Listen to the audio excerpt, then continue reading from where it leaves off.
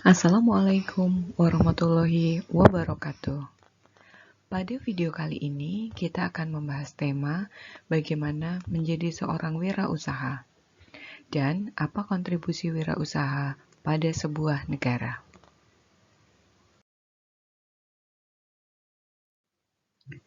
Beberapa hal yang akan kita bahas dalam video ini adalah yang pertama, menjelaskan arti kewirausahaan. Yang kedua, menjelaskan karakter seorang wirausaha. Yang ketiga, menjelaskan tipe-tipe wirausaha. Yang keempat, bagaimana menumbuhkan keinginan untuk berwirausaha. Serta yang kelima, bagaimana mahasiswa bisa menjadi seorang wirausaha.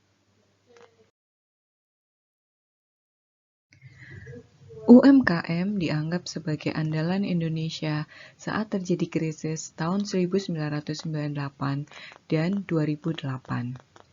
Pada 1998, krisis keuangan di Indonesia terjadi karena turunnya nilai tukar rupiah serta hilangnya kepercayaan pasar dan publik. Namun, UMKM yang berorientasi pasar ekspor dan menggunakan bahan baku lokal justru mengalami kenaikan keuntungan.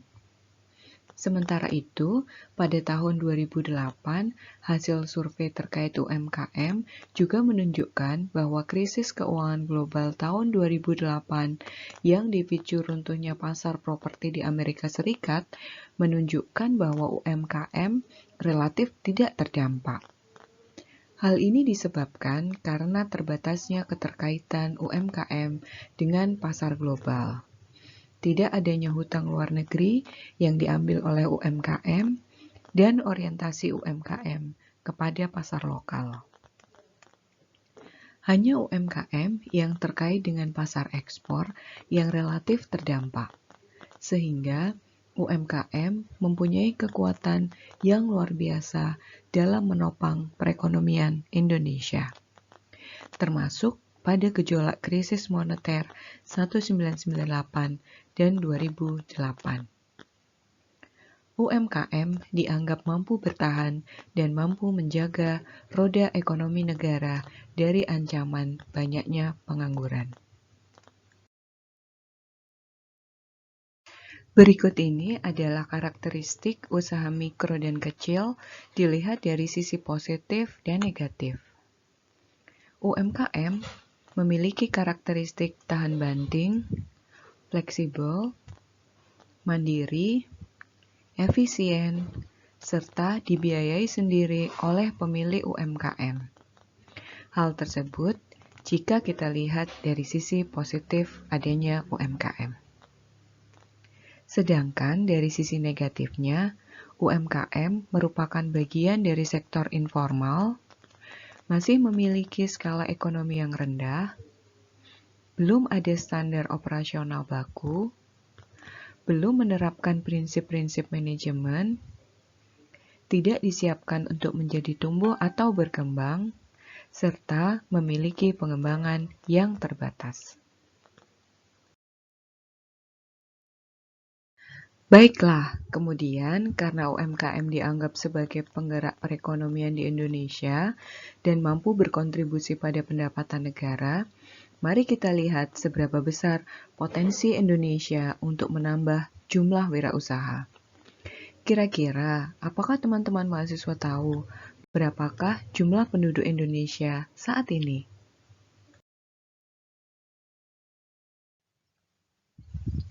Mari kita bandingkan data jumlah penduduk tahun 2019 dengan tahun 2020. Ternyata jumlah penduduk tahun 2020 mengalami peningkatan sebesar kurang lebih 3 juta jiwa. Menurut hasil sensus penduduk tahun 2020, jumlah penduduk terbesar adalah generasi Z sebanyak 27,94%. Kemudian disusul oleh generasi milenial 25,8%, generasi X 21,88%, post generasi Z, baby boomer, dan pre-boomer. Kemudian dilihat dari sebaran penduduk Indonesia menurut wilayah, mayoritas penduduk Indonesia tinggal di Pulau Jawa. Wah, ternyata 56% orang Indonesia berkontribusi untuk membuat penuh Pulau Jawa ini. Kemudian, untuk laju pertumbuhan penduduk per tahun, mulai tahun 2010 sampai 2020 adalah sebesar 1,25%. Dari jumlah penduduk yang ada, 70,72% masih didominasi penduduk usia produktif atau usia 15 sampai 64 tahun. Kemudian, jika dilihat dari rasio jenis kelamin, jumlah penduduk laki-laki ternyata lebih banyak dari jumlah penduduk perempuan. Atau terdapat 102 penduduk laki-laki untuk setiap 100 penduduk perempuan.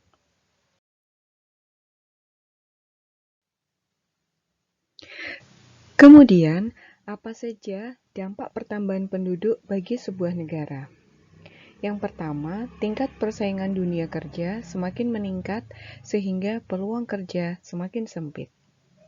Yang kedua, kebutuhan akan berbagai fasilitas sosial juga meningkat. Contoh dari fasilitas sosial seperti pendidikan ataupun layanan kesehatan. Ketiga, meningkatnya jumlah pengangguran. Kemudian, apakah ada yang tahu berapakah tingkat pengangguran di Indonesia sekarang?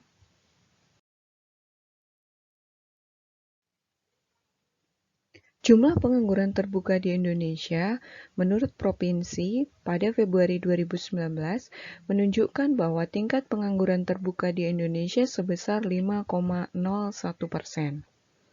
Tingkat pengangguran terbuka tertinggi ada di Provinsi Jawa Barat, sebesar 7,73%. Dan tingkat pengangguran terbuka terendah ada di Provinsi Bali, sebesar 1,19%.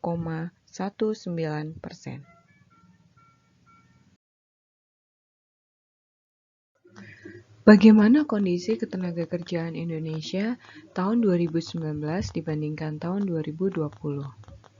Berikut ini adalah data tingkat pengangguran terbuka dilihat dari jenis kelamin penduduk.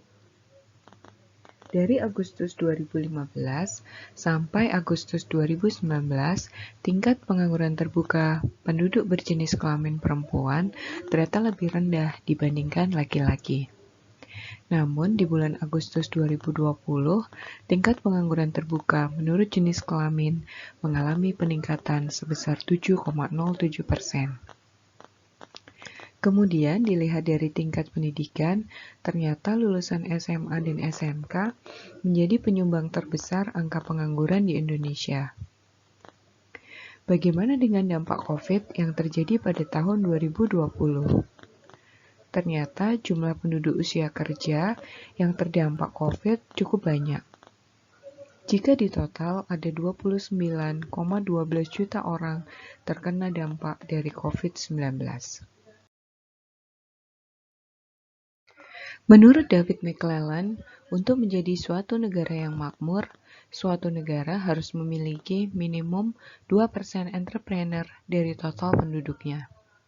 Bahkan dikatakan bahwa ekonomi Indonesia tidak akan maju jika tidak ada pengusaha. Kemudian, salah satu penyebab Indonesia masih minim pengusaha adalah karena minimnya keterampilan yang dimiliki oleh penduduk Indonesia dibandingkan dengan negara lain. Kemudian, mengapa kewirausahaan penting bagi Indonesia?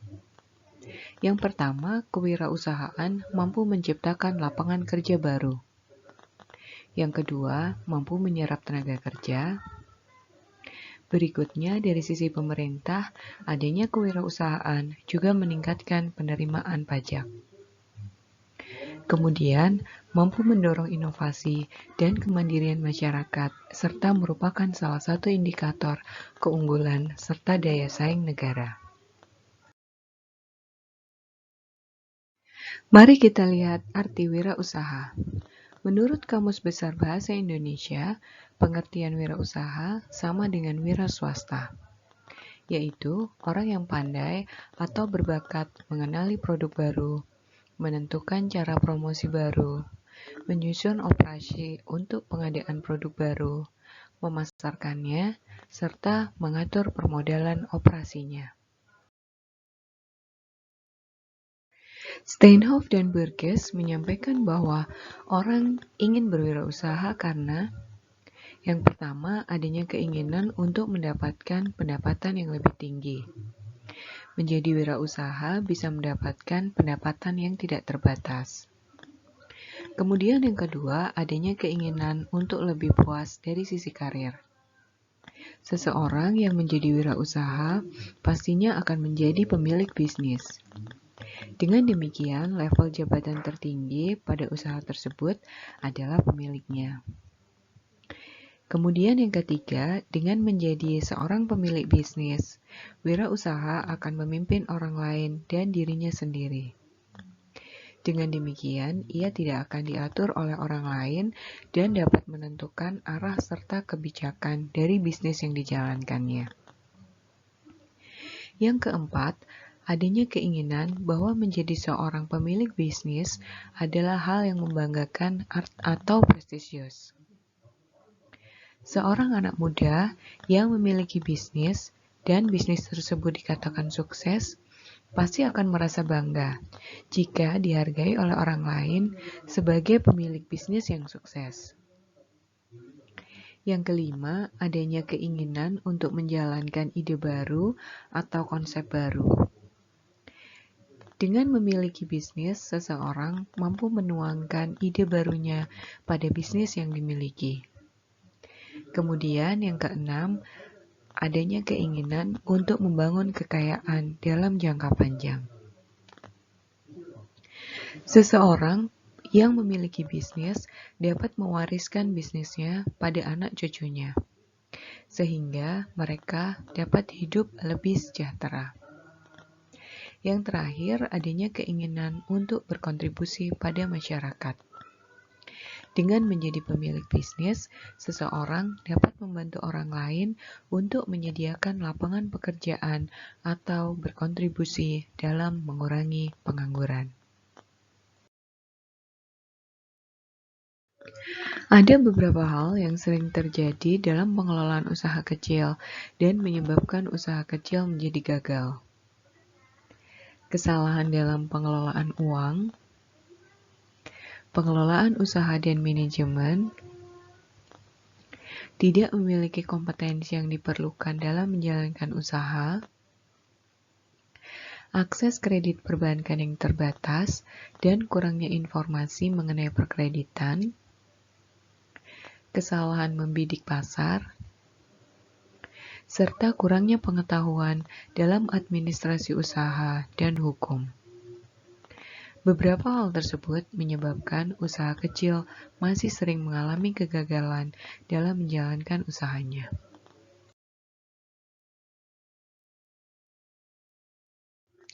Ingatlah bahwa ada pepatah yang mengatakan bahwa seorang wirausaha harus menggeluti usaha dengan tidak sekedar ala kadarnya.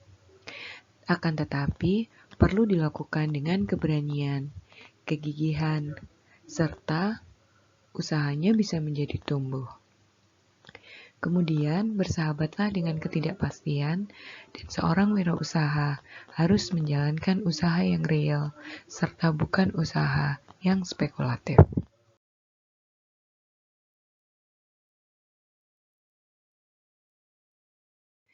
Usaha yang sesungguhnya diartikan pada motif untuk melayani dan memperoleh kemandirian. Harus dilakukan dengan ketulusan, kerja keras, serta inovasi. Usaha yang sesungguhnya bukan merupakan jalan pintas atau mencari cara cepat untuk menjadi kaya. Namun, usaha yang sesungguhnya diperlukan upaya membangun secara bertahap. Perlu juga menjaga nama baik dan membangun reputasi usaha. Usaha yang sesungguhnya bukan sekedar passive income, tetapi usaha yang real. Serta yang terakhir, memperhatikan pendidikan, persahabatan, serta spiritualitas.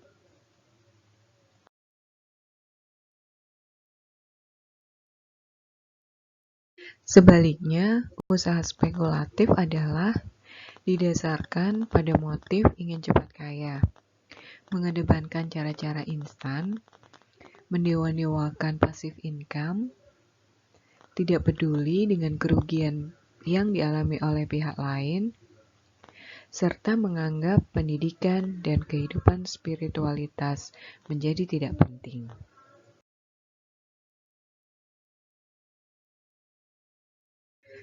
Jadi, kata kuncinya adalah tumbuh. Ingatlah bahwa tujuan hidup kita bukanlah menjadi kaya, melainkan tumbuh. Untuk tumbuh, kita harus percaya, mau, dan mampu. Kaya adalah akibat dan bukan tujuan kita. Jadilah orang kaya yang bermartabat dan bukan sekedar kaya tanpa punya andil di masyarakat. Kemudian, bagaimana menjadi seorang entrepreneur? Seperti apa kira-kira mindset yang harus dimiliki oleh seorang entrepreneur? Yang pertama, seorang wirausaha harus punya mimpi. Tidak ada mimpi yang tidak dapat terwujud. Asal kita mau bekerja keras dan berusaha meraih mimpi tersebut. Kedua, berani mengambil risiko besar. Seorang wirausaha harus dipenuhi dengan ketidakpastian dan tantangan. Sehingga seorang wirausaha harus bersahabat dengan ketidakpastian. Ketiga, hargailah pelanggan dengan cara yang baik. Seorang pelanggan dikatakan puas jika apa yang ia dapatkan melebihi apa yang dia harapkan. Keempat, hargai juga karyawan kita. Karena tidak ada usaha yang bisa sukses jika dikerjakan tanpa bantuan orang lain. Karyawan adalah aset yang dimiliki oleh sebuah usaha. Jika karyawan merasa puas dan bahagia, maka akan meningkatkan motivasinya dalam bekerja. Kelima, dalam kondisi sulit, seorang wirausaha harus mampu bertahan. Jangan mudah menyerah pada keadaan.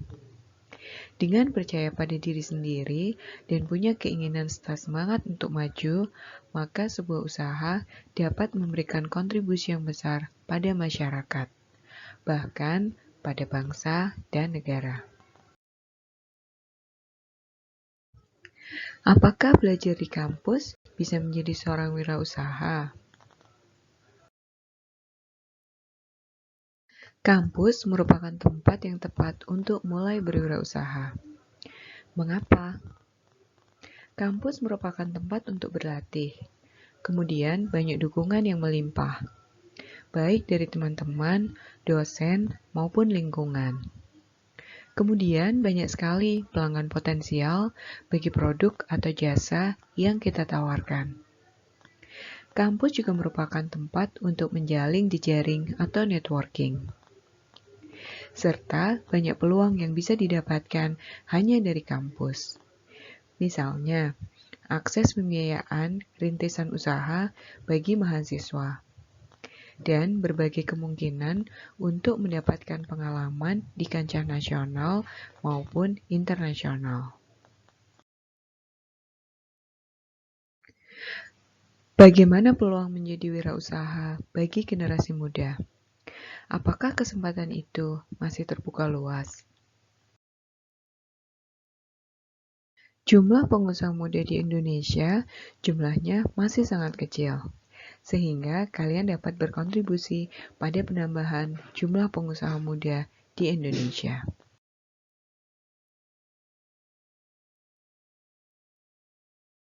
Dari apa yang kita bicarakan tadi, dapat diambil kesimpulan bahwa yang pertama, modal utama berwirausaha tidak selalu uang, melainkan keyakinan untuk tumbuh dan berkembang. Yang kedua, bersahabatlah dengan ketidakpastian. Yang ketiga, buka pikiran kalian. Pelajari hal-hal baru yang mungkin bisa bermanfaat bagi kehidupan kalian. Yang keempat, persiapkan diri kalian dengan baik untuk menghadapi situasi yang buruk saat menjalankan usaha. Yang terakhir, bangunlah jejaring selagi mudah. Jagalah kepercayaan yang diberikan oleh orang lain kepada kita.